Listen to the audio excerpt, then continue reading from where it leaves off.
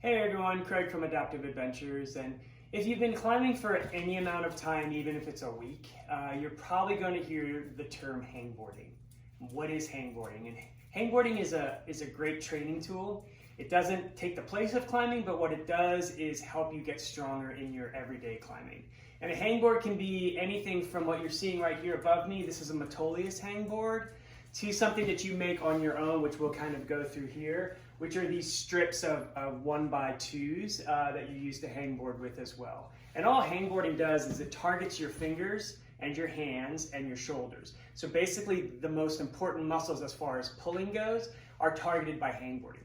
You're not really doing any specific movements, but you're just targeting those muscle groups to make them stronger and be able to pull harder when you are actually on a route climbing. So what we're going to talk about today is what is a proper technique to hangboard, what are the proper sizes to hangboard on if you're starting or if you're more experienced, and then really how often you should do it. So what we're going to do is I'm going to use my regular hangboard here, and I'm going to show you first how to hang improperly, so that way we get that out of the way. What you want to do is when you're hangboarding, you want to engage your core, your shoulders, and your arms. And you want to be pulled up into a nice, strong position.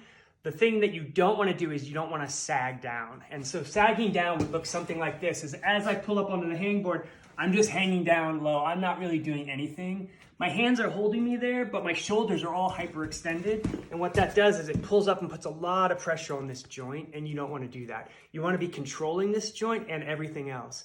So the proper way to do it is I'm going to be doing an open-handed crimp. So I'm grabbing onto these holds. My hands are nice and down low, so the pads are just on the edges. And then what I do is I pull up into it and I lift my feet off the ground and I engage my core and lift up from there. So what I'm doing is my biceps are engaged, my shoulders are engaged, and so is my core. And that's where you're hanging from. So you can see that my arms aren't straight, they're slightly bent, and that's about as much bend as you want. And then when I'm done, I just lower down and let go. I don't drop off, because if you drop off, you can dry fire your fingers and you can hurt them again.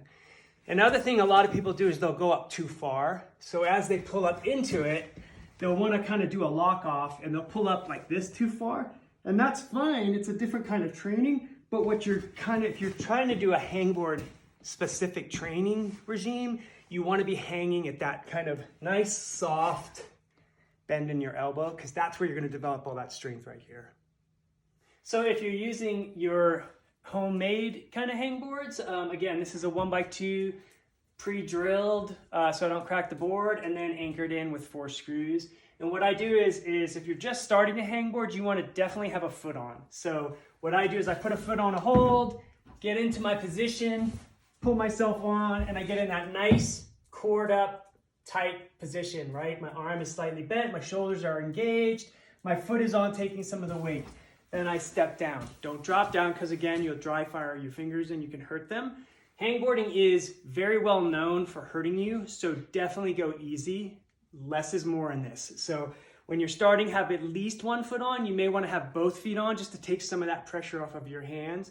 And what I do when I hangboard is I do 7s. So 7 of everything.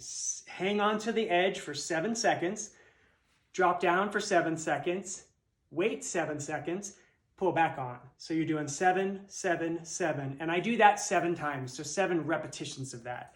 And that's one cycle. So then I do 7 rounds as well. So everything is 7. So if you really forget, it's just 7 times 3. Pretty simple to remember. So that's an easy way to do it. If you don't want to stay on for 7 seconds, that's fine too. Hang on for at least 5 and then drop down and stay off for 5 or 10.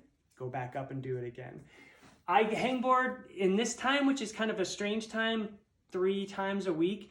That's probably a little too much. So you start off with 1 day a week. Hangboarding is one of those things that it takes time to see some gains. So just have patience. So that's kind of a basic overview of hangboarding. If you want to build your own at home, what I would suggest is start with like a 2x10, because then you have that nice wide area to start with. And you can mount your smaller boards like these 1x2s down beneath your high one. That way you have 2 different edges to work from, warm up on the big ones and then work down to the little ones.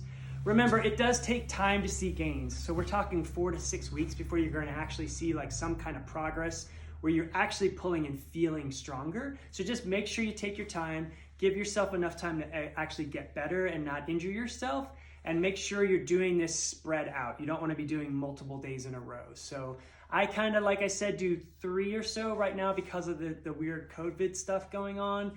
A regular time would be maybe twice a week. If just starting out, just go once a week just to get your fingers warmed up and ready. That's about it. Stay healthy, and we'll talk to you and see you soon.